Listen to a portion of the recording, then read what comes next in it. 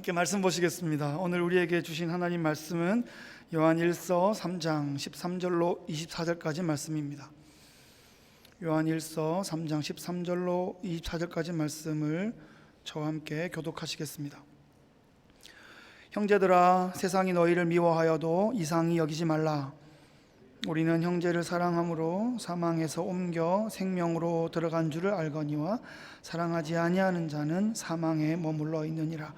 그 형제를 미워하는 자마다 살인하는 자니 살인하는 자마다 영생이 그 속에 거하지 아니하는 것을 너희가 아는 바라. 그가 우리를 위하여 목숨을 버리셨으니 우리가 이로써 사랑을 알고 우리도 형제들을 위하여 목숨을 버리는 것이 마땅하니라. 누가 이 세상의 재물을 가지고 형제의 궁핍함을 보고도 도와줄 마음을 닫으면 하나님의 사랑이 어찌 그 속에 거하겠느냐.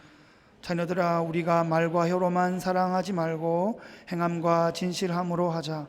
이로써 우리가 진리에 속한 줄을 알고 또 우리 마음을 주 앞에서 굳세게 하리니, 이는 우리 마음이 혹 우리를 책망할 일이 있어도 하나님은 우리 마음보다 크시고 모든 것을 아시기 때문이라. 사랑하는 자들아, 만일 우리 마음이 우리를 책망할 것이 없으면 하나님 앞에서 담대함을 얻고 무엇이든지 구하는 바를 그에게서 받나니, 이는 우리가 그의 계명을 지키고 그 앞에서 기뻐하는 것을 행함이라. 그의 계명은 이것이니 곧 그 아들 예수 그리스도의 이름을 믿고 그가 우리에게 주신 계명대로 서로 사랑할 것이니라. 그의 계명을 지키는 자는 주 안에 거하고 주는 그의 안에 거하시나니, 우리에게 주신 성령으로 말미암아 그가 우리 안에 거하시는 줄을 우리가 아느니라. 아멘. 제가 오래전부터 잘 아는 선교사님이 한 분 계십니다. 그분은 좀 외모가 좀 독특하십니다. 좀 뭐랄까, 복장도 좀 특별하시고요. 눈이 좀 부리부리하시고 수염을 이렇게 막 기르셨어요. 그리고 도포자락을 바람에 막 휘날리면서 목소리도 좀 걸걸하시고 거침없이 이렇게 설교하시고 또 그렇게 하시는 분이십니다. 정부의 정책이 이렇게 하나님 말씀의 기준에 잘못됐다고 생각하면 적나라하게 비판하시고 과감하게 말씀을 전하시고 그랬습니다. 그렇다가 좀 어려움을 당하시게 되면 한동안 좀 피신해 계시기도 하고 그랬습니다. 숨어 계실 때, 좀 밖에 나다니시는 것이 좀 불편하고 그러실 때 어떤 사람들이 집안에 먹을 것을 자꾸 이렇게 넣어주는 거예요. 하루, 이틀, 또 일주일, 한 달 그렇게 먹을 것을 넣어주셨어요.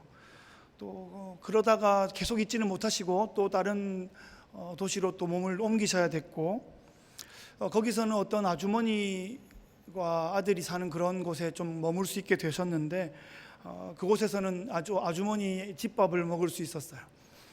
경제적으로 넉넉한 형편이 아니었는데 또 정성껏 선교사님을 잘 서포트해 주셨습니다. 그 계시는 기간 중에 막 먹을 게 막 떨어지는 그런 위기를 겪기도 하고, 그 아들이 독감에 걸려서 생명이 위태로운 그런 경험을 하기도 했습니다. 그런데 나중에는 그 집이 경제적으로 그래도 풍성하게 되고 또 아들은 전보다 더 건강해 되었다, 또 이런 간증도 들었습니다.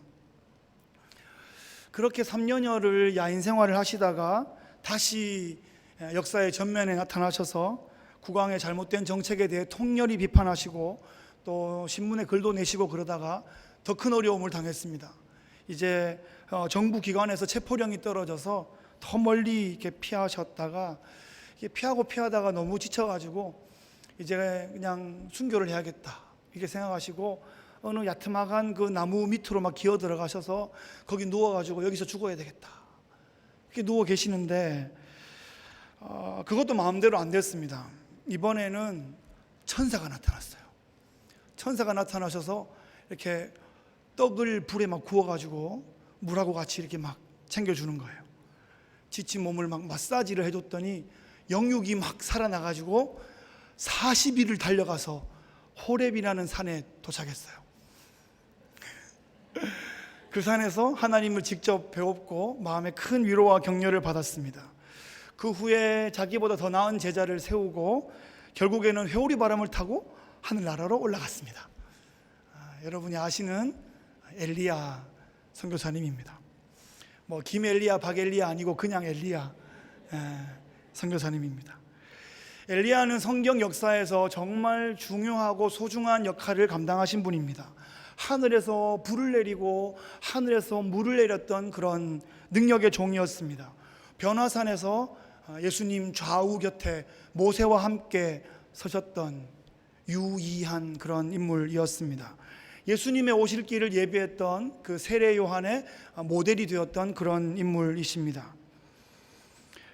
그런데 그런 엘리야의 삶과 사역을 성취하기 위해서 정말 중요한 조연의 역할을 해준 분들이 있었다는 사실입니다. 그 사실에 우리가 주목해야 됩니다. 사실 정말 유명한 영화가 이렇게 큰 성공을 거두게 되면 뭐 주연 배우만 잘해서 그런 게 아니라 아주 탄탄한 시나리오가 있고 아주 멋진 영화 음악이 있고 촬영 기법이 있고 특수효과가 있고 그보다 정말 주인공을 빛나게 해주는 명품 조연들의 역할이 분명히 있는 것입니다. 엘리야 이야기에서는 바로 까마귀, 과부 아주머니, 천사 그런 분들이 엘리야를 돕고 세우고 빛나게 해줬던 그런 명품 조연들입니다. 여기서 사람은 아줌마밖에 없지만 영화로 만든다면 각각의 배역에 맞는 역할들로 이제 조연들을 배정하겠죠. 그 자리에 우리를 대입해 볼 수도 있을 겁니다. 숨어 섬기고 자신의 이름을 드러내지 않는 사람들, 위기의 순간에 어디선가 갑자기 나타나서 먹여주고 챙겨주고 도와주고 섬겨주고 호련히 사라지는 그런 천사 같은 사람들, 그런 사람들이 곳곳에 보석처럼 박혀 있어서 수천 년 기독교 역사가 흐르는 동안 하나님의 사람들이 버텨온 것이고요, 주님의 몸된 교회가 이만큼 세워져 온 것입니다. 여러분의 인생을 돌이켜보면 여러분의 인생에는 그런 고마운 까마귀가 있지 않았습니까? 인생의 어떤 순간에 여러분은 그 어떤 누구에게 그런 고마운 우리 과부 아주머니 같은 역할을 하신 적은 없습니까? 오늘 본문에서 사도 요한은 크리스천 공동체에게 형제 사랑에 대해서 다시 한번 강조하고 있습니다. 잘 아시는 바대로 우리 요한은 사랑의 사도로 잘 알려져 있습니다. 요한은 그의 복음서와 서신서에서 사랑을 엄청나게 강조했습니다. 최후의 만찬의 자리에서 예수님께서 이렇게 말씀하시죠. 요한복음 13장 34절 이하에서 새 계명을 너희에게 주노니 서로 사랑하라. 내가 너희를 사랑한 것 같이 너희도 서로 사랑하라. 너희가 서로 사랑하면 이로써 모든 사람이 너희가 내 제자인 줄 알리라. 이렇게 말씀하십니다. 서신서에서는 요한 1서 4장 7절로 8절에 사랑하는 자들아 우리가 서로 사랑하자. 사랑은 하나님께 속한 것이니 사랑하는 자마다 하나님으로부터 나서 하나님을 알고 사랑하지 아니하는 자는 하나님을 알지 못하나니 이는 하나님은 사랑이심이라. 이렇게 말씀하십니다. 오늘 본문도 사랑을 강조하고 있습니다. 말뿐인 사랑이 아니라 뜬구름 잡는 탁상공론 같은 그런 사랑이 아니라 실제적인 사랑 이야기입니다. 위험에 빠진, 위기에 빠진 누군가를 실제로 돕고 살리고 세운 그런 이야기입니다. 그래서 공동체가 살아나고 고난과 핍박의 시대를 뚫고 뚫어내었던 그런 초대교회의 진면목을 보여주는 그런 사랑 이야기들, 그런 이야기들 속에 사도 요한이 서 있습니다. 우리가 그 시대를 살았더라면 어땠을까? 한번 상상해 보면 좋겠습니다. 그리고 이런 질문을 한번 던져봅시다. 위기에 빠진 형제 자매를 구원해주는 그런 행동하는 사랑의 메신저가 되려면 우리는 어떻게 살아야 할까? 위기에 빠진 형제 자매를 실제로 구원해주는 그런 행동하는 사랑의 메신저가 되려면 우리는 어떻게 살아야 할까? 첫째로 진리 안에 거해야 합니다. 19절 말씀, 이로써 우리가 진리에 속한 줄을 알고 또 우리 마음을 주 앞에서 굳세게 하리니. 이 말씀대로 우리는 진리 속에 거하는데 잠깐 거하는 것이 아니라 지속적으로 평소에 계속해서 이 진리 가운데 거해야 합니다. 행동이란 것이 갑자기 나오는 게 아니에요. 이 행동은 자신 속에 녹아있는 이 세계관 속에서 이 세계관을 우려낼 때 거기서 국물처럼 나오는 게 행동입니다. 갑자기 나오는 게 아니에요. 성도는 이 진리의 강변에서 그냥 발 담그고 물장구 치는 그 정도로 만족해서는 안 됩니다. 이 진리의 강물에 아주 몸을 푹 담궈야 됩니다. 그래서 이 진리가 나의 생각과 나의 삶에 깊은 영향을 주어서 내 상태를 완전히 변화시킬 수 있도록 그렇게 지속적으로 진리에게 우리를 계속하여 의탁해야 되는 것입니다.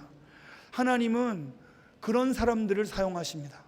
진리에 깊이 자신을 담그는 사람들을 사용하십니다. 하나님은 그런 사람들에게 위기에 빠진 믿음의 형제 자매들의 그런 상황을 보여주십니다. 눈으로 보게 하시고 또 마음으로 느껴지게 하시고 기꺼운 헌신을 하게 하시는 거죠. 그래서 우리가 진리의 말씀 안에 거하고 사랑의 계명을 계속하여 지켜나가면 우리가 서로가 서로에게 위로가 되고 기쁨이 되고 자랑이 되고 보람이 되는 것입니다. 그런 와중에 교회는 더욱 견고해지고 더욱 건강해지고 더욱 든든하게 세워져 가는 것입니다. 우리가 누군가의 그런 삶의 위기를 돕는 그런 사랑의 메신저가 될 수 있다는 것은 정말 우리에게 큰 기쁨이 되는 것이에요. 생각해 보세요, 여러분.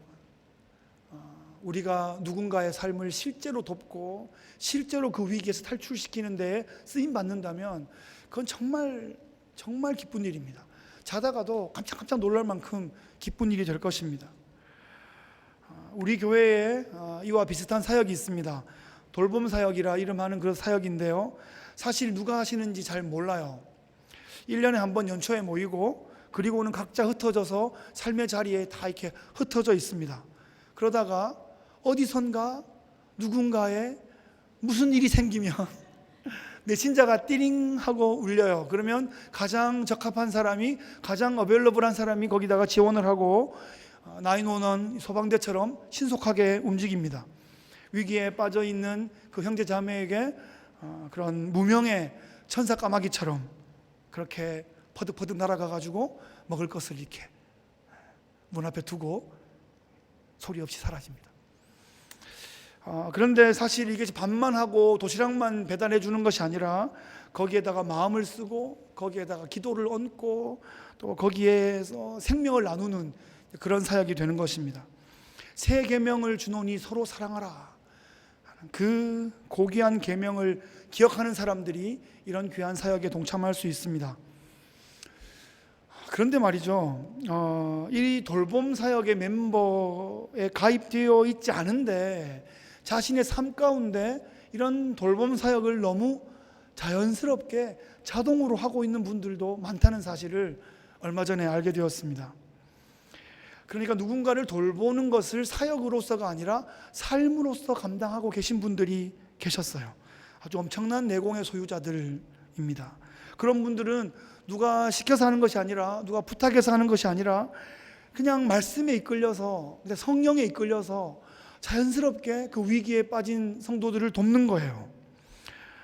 그러니까 우리 곁에서 일상생활을 하다가 갑자기 도움이 필요한 사람이 레이더에 잡히면 갑자기 사라져요. 옷을 팍 벗고 슈퍼맨이 되는 거예요. 갑자기 스파이더맨이 되는 거예요. 그래서 위기에 빠진 사람을 확 구해주고 그리고 다시 일상으로 돌아와서 아무렇지도 않게 자신의 삶의 자리에서 그냥 티나지 않게 평범한 이웃으로 살아갑니다. 이런 숨어있는 영웅들이 있어서 공동체가 유지되었고 힘든 가운데서도 살맛 나는 세상이 되어왔던 것입니다. 두 번째로는 세상의 도전을 극복해야 됩니다. 13절 말씀 보시면, 형제들아 세상이 너희를 미워하여도 이상히 여기지 말라. 세상은 교회를 미워합니다. 세상은 진실한 성도를 미워합니다. 세상은 진실한 하나님의 사람들을 핍박합니다. 그런 세속적이며 그런 하나님을 반대하는 그런 시각이 난무하는 이런 시대적인 상황 속에서 믿음 때문에 고난받는 어떤 형제 자매들을 발견한다면 우리는 과감하게 사랑을 실천할 수 있어야 되겠습니다. 그런데 어쩌면 그들을 돕다가 우리의 사회적인 그런 명성이 있을지 모르겠지만 사회적인 인기나 신분이나 명성이나 그런 것에 좀 해가 되는 상황을 겪을 수도 있습니다. 그 사람 교회 가끔씩 다니는 세련된 사람인 줄 알았는데 아주 교회에 푹 빠진 사람이네, 이런 시각 말이죠. 그 사람 꽤 똑똑한 지성인인 줄 알았는데 아주 꼴통 예수쟁인가 봐, 이런 시각 말이죠. 그런 평가를 감내할 수 있어야 됩니다. 성경은 여호와를 아는 것이 지혜와 지식의 근본이다, 이렇게 말씀하세요. 하나님을 믿게 된 것이 진짜 감사한 일입니다. 하나님을 아는 지식, 그것이 정말 영광입니다. 확실히 믿는 것이 멋진 것이지 대충 믿는 게 세련된 게 아닙니다. 무슨 말씀인지 아시겠어요? 확실히 믿는 게 멋있는 거예요. 믿는 것도 아니고 안 믿는 것도 아니고 대충 믿는 게 그냥 푹 빠지지 않는 게 세련된 게 아니라니까요. 그냥 푹 빠지는 게 멋있는 거예요, 여러분. 여러분, 푹 빠져야 돼요, 예수님께. 주일에 교회를 빠지지 않는 그 정도에 만족하시면 안 되고요. 예수님께 푹 좀 빠지셔야 돼요. 세상의 모든 지혜와 지식과 부와 명성과 권력을 누렸던 솔로몬이 하나님 없으니까 다 헛되더라, 이렇게 말하고 있습니다. 그 말을 한번 믿어봅시다, 여러분. 그만큼 해보지도 못하고 그만큼 가보지도 못했던 사람들이 일단 한번 맛이라도 보자고 그러면서 그리로 막 이렇게 달려가도록 부추기는 것, 그것은 그런 유혹을 과감하게 뿌리치면 좋겠어요. 여러분, 꼭 가봐야 합니까? 꼭 먹어봐야 합니까, 여러분? 딱 보면 모르겠습니까? 솔로몬을 믿자고요. 솔로몬이 자기가 해보려고 그랬는데 잘 안 됐어요. 잠언에서 아주 멋진 말을 했는데 실제로 본인은 못했어요. 그래서 후회와 회한이 가득 찬 글을 전도서에 썼는데 그 인생의 오답노트를, 우리는 그 오답노트를 보고서 정말 정답을 찾아가면 되는 것입니다. 하나님의 일을 한번 멋있게 한번 해보려고 도전하면 정말 격려와 축복이 있으면서 동시에 무시당하고 비판받는 일도 동시에 있을 것입니다. 여러분, 무슨 말에 귀를 기울일지 우리가 선택해야 됩니다. 동네에 있는 이웃도 잘 못 돌보면서 무슨 도미니칸에 있는 아이들을 돌본다 그러니 이런 말이 들릴 수 있습니다. 물론 생명이 중요하지, 그런데 왜 굳이 미혼모 사역이냐고, 정말 밑도 끝도 없고 애매한 열매 없는 그런 일 아니야? 이런 말이 들릴 수 있습니다. 아프리카와 남미에 우물을 판다고? 아니, 그거 진짜 우물 파는 거 맞아? 중간에 누구 다 빼먹는 거 아니야? 이런 이상한 말이 들릴 수 있습니다. 그런 많은 이상한 말들 사이에 세미한 하나님의 음성을 듣는 것이요, 그 성령의 감동을 듣는 것입니다. 그것은 우리의 선택입니다. 무슨 말을 들을까? 무슨 말에 내가 의지할까? 무슨 말에 나의 신뢰를 드릴까? 그것은 우리에게 달려 있습니다. 하나님의 음성에 귀를 기울이면, 하나님의 감동에 우리가 사로잡히면 정말 누군가에게, 도움이 필요한 누군가에게 까마귀 같은, 그런 천사 같은 그런 실제적인 도움을 줄 수 있다는 것입니다. 신앙이란 것은 세속적인 물결에 저항하는 것입니다. 올해가 3.1운동 100주년이 되는 해입니다. 독립운동을 섬기는 일은 쉬운 일이 아니었을 것입니다. 실제로 하는 일도, 그 일을 돕는 일도 쉬운 일이 아니었습니다. 위험한 일이었습니다. 하지만 그 시대를 살아갔던 진실된 크리스찬들은 하나님을 믿고 성경을 믿었기 때문에 나라와 백성들과 후손들을 사랑하는 마음으로 그 애국 독립운동에 동참하였습니다. 그들은 조심스러웠지만 매우 당당했고 매우 담대하였습니다. 때로 체포되면 모진 고문을 당하기도 했지만 당당하게 저항했기 때문에 진리가 살아있다라는 것을 증거할 수 있었습니다. 여러분, 일생은 참 짧습니다. 그런데 영생은 영원한 것이에요. 무엇을 위해 살 것인가 우리가 결정해야 합니다. 짧은 인생, 이 땅 가운데 한 번뿐인 그 짧은 인생, 그 인생의 의미는 영생을 위한 값진 투자여야지 그 일생 자체에만 매몰되어 있으면 큰일 나는 것입니다. 천국에서의 영원한 삶을 위해서 우리의 일생의 삶의 모든 자원들을 아주 멋지게 투자할 줄 아는 우리의 삶이 되면 좋겠습니다. 주님과 대면 하다가 진짜 주님 만나게 될 때 굉장히 어색하고 주님께서 모르겠다 그러시고 이런 상황은 꿈에서라도 없으면 좋겠습니다. 여러분, 꿈에서 그런 꿈 한번 꾸시면 깜짝 놀라서 깰 거예요. 여러분, 꿈에서라도 경험하지 않기를 바랍니다. 주님과 대면 하지 마시고, 여러분, 대면 어떻게 쓰는지 아십니까? 대면은 대면하는 거고요, 대면은 굉장히 어색해하는 것을 대면하다라고 합니다. 어휘로 쓰는 거예요. 대면. 주님과 이렇게 대면 하고 있으면 정말 주님이 이렇게 막 어색해하시면 어떡할까? 막 어색해하고, 이렇게 막 어색해하고, 정말 꿈에서라도 그런 일은 없었으면 좋겠습니다. 주님이 왔냐고 이렇게 막 반가워해 줘야 되지 않겠어요? 이 땅에서 어떤 명성과 이 땅에서 인기로 그것이 비례하지 않을 겁니다. 그냥 언성 히어로들, 그냥 숨어있는 소리 없는 이름 없는 영웅들, 그들이 천국에 왔을 때 주님께서 정말 버선발로 뛰어나오실 겁니다. 주님을 고백하고 주님을 증거하다가 고난과 핍박이 오면 그냥 하늘 한번 쳐다보고 이렇게 윙크 한번 할 수 있는 그런 영성이, 그런 내공이 우리에게 있으면 참 좋겠습니다. 세 번째로는 자신의 것을 기꺼이 나눠야 됩니다. 18절 말씀 우리 함께 읽어보겠습니다. 시작. 자녀들아, 우리가 말과 혀로만 사랑하지 말고 행함과 진실함으로 하자. 아멘. 말과 혀로만 사랑을 하면 안 됩니다. 말로만 때우면 안 돼요. 진실한 행함으로 사랑을 증거해야 됩니다. 자신의 재물이 투입돼야 돼요. 내 자원이 나가야 돼요. 내 어카운트에서 돈이 나가야 돼요. 물론 공적으로 해결할 수 있는 그런 상황도 있습니다. 그럴 때는 정확하게 영수증으로 처리하면 되겠어요. 그런데 그때도 진실한 행함이 필요합니다. 공금이라고 해서 함부로 사용해도 안 되고, 공금이라고 해서 절대 사용하지 않으면 안 되는 그런 상황도 아니에요. 그러니까 진실하게 사용해야 된다는 거예요. 영혼을 사랑하는 마음으로 진실하게 재정이 사용되어야 됩니다.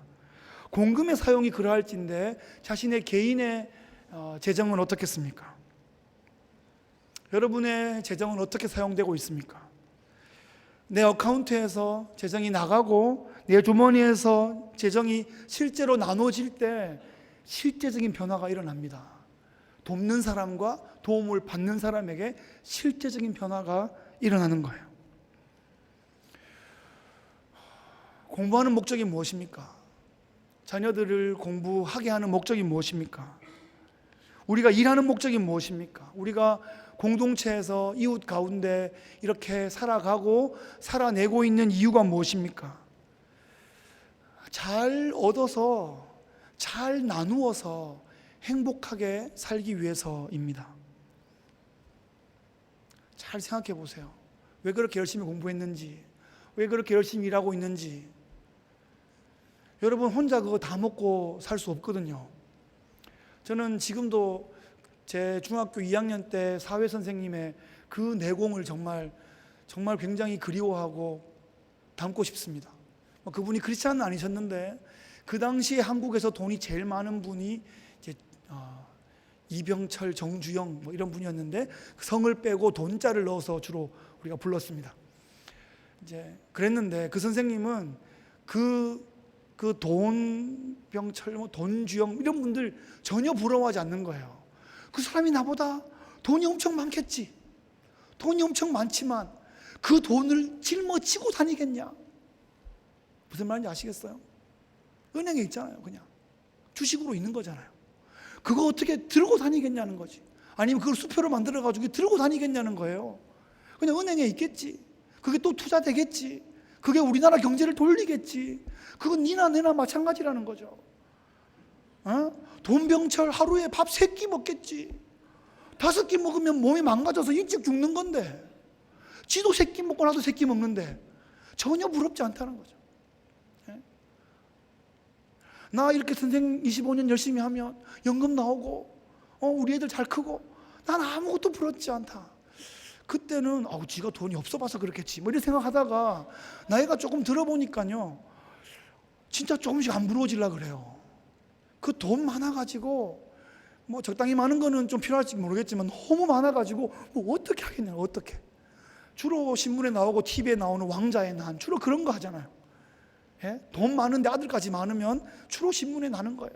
왕자의 난. 뭡니까 그게? 우리가 더 열심히 공부하고 더 열심히 일해서 또 더 높은 가치를 추구하고 또 더 깊은 실력을 연마해서 누군가를 도울 수 있으면 좋은 거예요. 그거 혼자 다 못 먹어요. 혼자 다 누릴 만큼 인생이 그렇게 길지도 않아요. 잘 나누어야 돼요. 그것이 정말 값진 인생, 복된 인생입니다. 어떤 크리스찬 사업가가 있었습니다. 작은 사업체를 가지고 있었고 주일마다 가족들과 함께 교회에 나오는 아주 성실한 그런 분이셨는데, 그런데 자칭 타칭 전형적인 썬데이 크리스찬이었습니다. 교회 다니는 것과 사업체를 운영하는 것은 아무런 상관이 없었어요. 내가 예수 믿는 것과 내 직원들과는 아무런 상관관계가 없었어요. 그렇게 살아가던 어느 날 성령님이 찾아오셨어요.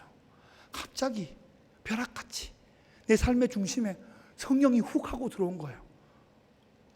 그냥 어제 나와 오늘의 나는 똑같은 것 같은데 성령이 확 들어오시니까 전혀 다른 삶이 펼쳐지기 시작했어요. 가슴이 막 뜨거워지는 거예요. 성경이 막 다 믿겨지는 거예요.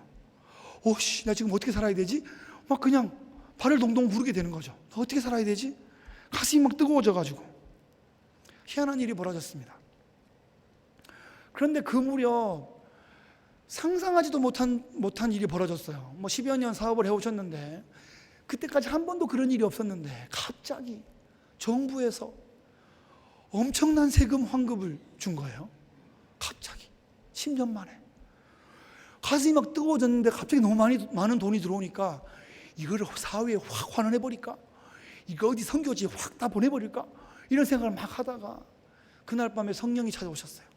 마음을 이렇게 싹 어루만지시는데, 아니 그러면 내 이름은 신문에 날 수 있겠지만 우리 직원들이 그래 사장 니 잘났다 이렇게 말하지 않겠냐. 우리 직원들을 챙겨야 되겠다. 그래서 그 다음날 갑자기 직원들을 소집해가지고 그 세금 환급받은 것을 체크로 끊어가지고 보너스로 다 나눠준 거예요. 어떤 일이 벌어졌을까요? 은혜를 받았어요. 직원들이 은혜를 받고 울고 회개하고 막 사랑하고 헌신하고 충성하고 뭐 부흥회가 벌어진 거예요. 막 그날 회사 떠나려던 사람 그냥 막 울면서 다시 헌신하기로 결단하고 막 서로 잘못했다 그러고 서로 끌어안고 막 이상해졌어요. 정말 좋게 이상해졌어요. 그래서 이게 회사인지 이게 교회인지 이게 집인지 막 지금 우리가 일을 하는 건지 부흥회를 하는 건지 알 수 없는 그런 일이 몇 년 동안 지속되고 있습니다. 크리스찬이 살아가는데 가정과 교회 생활을 하는데 어려운 일이 왜 없겠습니까? 하지만 자기가 있는 자리에서 자기가 할 수 있는 한 나누려고 하면 구원의 역사가 벌어집니다. 역전의 은혜가 벌어지는 거예요. 하나님은 다 보고 계시거든요. 하나님은 속지 않으시거든요. 하나님 손해보지 않으시거든요. 하나님의 나라 그 역사를 위해서 요긴하게 소중하게 실제적으로 다 사용하십니다. 하나님은 당신의 신실한 청지기들에게 더 크게 갚아주시고 더 풍성하게 채워주시는 겁니다. 여러분, 우리가 진리 안에 거하고 또 세상의 도전을 극복하고 자신의 것을 아낌없이 나누는 그런 진실한 메신저가 되고자 하는 이유는 무엇입니까? 그렇게 할 수 있는 근거는 어디에 있습니까? 하나님이 우리를 사랑하셨기 때문입니다. 예수님께서 실제로 자신의 삶을, 자신의 생을 내어주시며 우리를 사랑하셨기 때문에 우리가 그것을 할 수 있고 그것을 또 하겠다고 결단하는 이런 일들이 벌어진 것이에요. 우리가 사랑을 받아보지 않은 사람이 사랑할 수 없어요. 하나님이 먼저 우리를 사랑하셨기 때문에 이런 일이 벌어진 겁니다. 말로만이 아니라 몸으로, 행동으로, 순종으로, 헌신으로, 희생으로 자신의 삶을 내어주셨기 때문에 이런 일이 벌어졌습니다. 희생 없는 사랑은 없습니다. 희생 없이는 사랑이 워킹하지 않습니다. 자신을 부인하고 자신의 것을 내놓고 자신을 포기하지 않으면 사랑이란 단어는 뜬구름 잡는 소리가 되고 맙니다. 여러분, 나만 사랑해 줄 수 있는 사람을 만나서 결혼하면 행복할 것 같으세요? 망하는 거예요. 그건 망하는 거예요. 내가 사랑하고자 하는 사람을 만나서 서로가 서로에게 사랑의 헌신을 해야 그 결혼이 성립되게 됩니다. 2년 전에 한국을 떠들썩하게 만들었던 세기의 결혼식이 있었습니다. 태양의 후예라는 드라마가 엄청난 히트를 치면서 초특급 한류 스타의 반열에 올랐던 그 남녀 두 주인공이 드라마 같은 결혼식을 했어요. 그래서 아주 최소한 이 동아시아권은 아주 들썩들썩했습니다. 엄청났어요. 그런데 어제 대리인을 통해서 이혼 조정 절차에 들어갔다고 합니다. 자세한 내막을 알 수는 없습니다. 그런데 결혼은 연기가 아니라는 것입니다. 연기라고 하면 세상에서 제일 잘하는 사람들인데 연기가 안 되는 거예요. 비슷한 시기에 둘 다 살이 쭉쭉쭉 빠지는 거예요. 결혼 반지를 왜 안 끼시죠? 쑥 빠지는 거예요. 손가락에 살이 빠져가지고. 그 정도로 아주 힘들었어요. 저는 이게 빠지지. 전 들어가지가 않아서 지금. 들어가지가 않아서 못 끼고 있습니다. 사랑합니다, 여보. 네. 신앙생활도 연기가 아니에요. 연기로 잠깐 때울 수 있을지 몰라도 신앙생활도 성경은 우리에게 결혼생활이다 이렇게 가르쳐주고 있기 때문에 이 신앙생활도 연기로 할 수 없는 거예요. 마치 결혼생활처럼 그렇게 되어 있는데 예수님이 우리의 신랑이시죠. 그래서 예수님은 나만 예뻐해 주시고 나만 사랑해 주시고 나에게 복만 주시고 나에게 평강과 만족과 행복만 주실 거라고 생각하면 이 결혼은 깨지게 돼 있어요. 망하는 거예요. 그렇지 않아요. 실망할 일이 많고 원망할 일이 많을 겁니다. 예수님은 나를 위해 자신을 내어주시고 우리는 또 주님을 위해 우리를 내어드리고 그런 삶이 어우러질 때 이 신앙생활이 함께 엮어져 가면서 영광스러운 그런 걸음이 되는 것이에요. 신앙생활 여러분 꽃길입니까? 광야길이죠. 솔직히 얘기합시다 여러분. 꽃길이에요. 광야길이거든요. 그런데 주님과 함께 하기 때문에 이 길이 멋진 길이거든요. 이 길 끝에 예루살렘 성전이 있는 거거든요. 이 길 끝에 예배의 영광, 하나님의 임재가 있는 거거든요. 그래서 시편에 그 성전에 올라가는 노래들을 함께 부르며 걸어가는 그런 시인들의 공동체, 그런 순례자의 공동체이기 때문에 우리의 신앙의 승리와 영광, 그것을 기대하는 그런 거죠. 예, 그냥 꽃가마 타고 해 하고 가는 게 아니에요. 그건 행복한 게 아니에요. 여러분 꽃가마 타고 거다가 다 가려놓고 안에서 가만히 있으면 행복하시겠어요?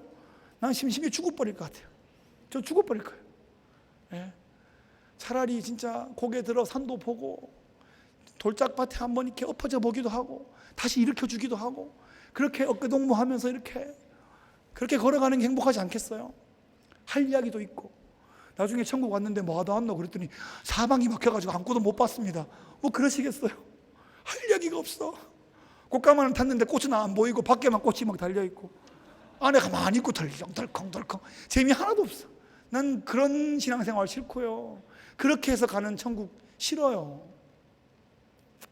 광야길 가면서 시편의 노래들을 부르면서 우리 선조들의 이런 성경의 이야기들을 또 우리 삶에 넣어보고 우리를 그 이야기에 넣어보면서 그 성경과 우리 삶의 그런 그죠? 액션 그런 것 속에서 우리의 신앙을 그런 하나님의 구원 역사의 메타 내러티브에 우리의 삶의 이야기를 넣어보고 그러며 사는 게 신앙생활 아니겠어요?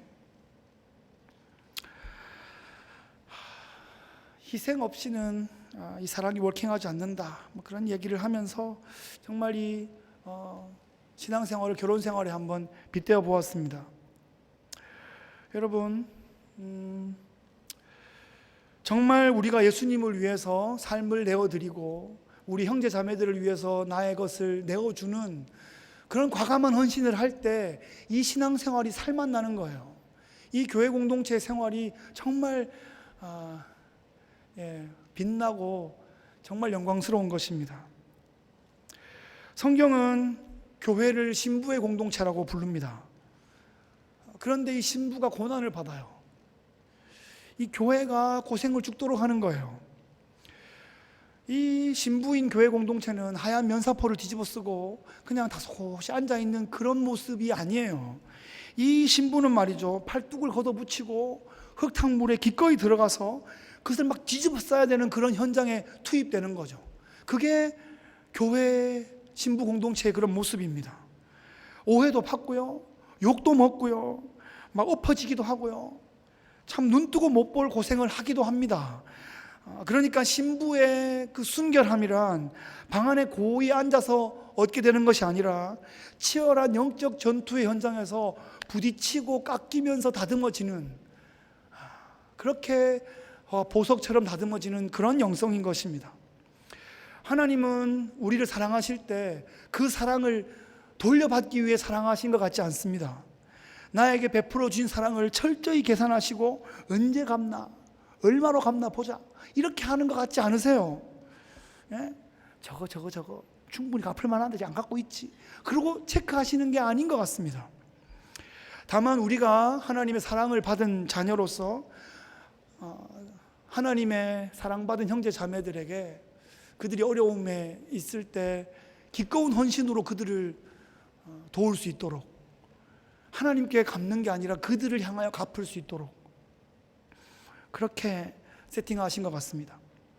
우리의 삶이 하나님이 사랑하시는 또 다른 영혼을 향하여 기꺼운 헌신을 할 수 있다면, 우리가 하나님께 페이백 하는 것이 아니라 필요한 영혼들에게 pay it forward 할 수 있다면, 그것이 정말 진정한 천국 공동체를 이루는 모습 아닐까요? 말씀을 정리해 보겠습니다. 세상이 참 복잡해졌습니다. 다양성이 주도하는 사회가 되었습니다. 우리는 획일적이지 않고 아주 차등이 있어 보이는 그런 사회를 살아가고 있습니다.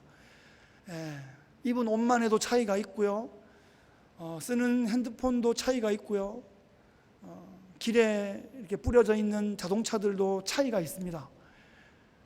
주위에 옆으로 보이는 집들도 다 차이가 있습니다. 그래서 이것들을 다 똑같이 하면 행복할까요? 그렇지 않다는 거예요. 차등이 있는 사회를 살아가는데, 이 다양성의 사회를 살아가는데, 그 가운데에서 우리는 그렇기 때문에 더 노력할 수 있고, 그렇기 때문에 또 나눌 수 있고, 그럴 때 우리의 사랑이 그렇게 흘러가고 행복이 흘러갈 수 있는 것입니다. 자녀에게 공부를 권유할 때 배워서 정말 잘 준비되어서 과감하게 나누자, 이렇게 가르쳐야 됩니다. 우리가 일터에서 땀 흘려 번 돈으로 형제 자매들을 향하여 과감하게 나눌 수 있어야 됩니다. 교회에 사람이 모이고 교회에 재정이 모이고 자원들이 모일 때 하나님 나라를 위해서 과감하게 헌신할 수 있도록 그렇게 준비하고 그렇게 행해야 합니다. 그것이 사랑이고 그것이 사랑의 실천입니다. 교회는 하나님의 나라를 위해서 엘리야들을 세워야 합니다. 그런데 그 엘리야는 저절로 세워지는 것이 아니에요.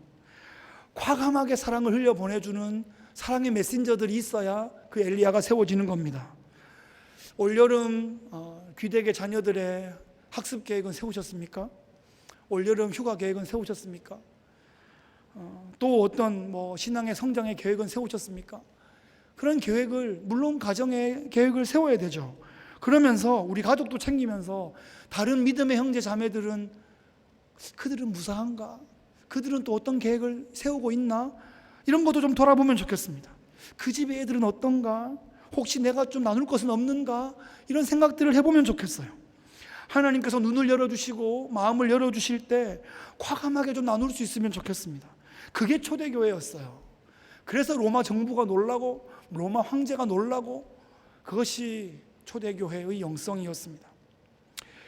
이번 여름은 누군가에게 까마귀가 되어보면 어떨까요? 천사 까마귀?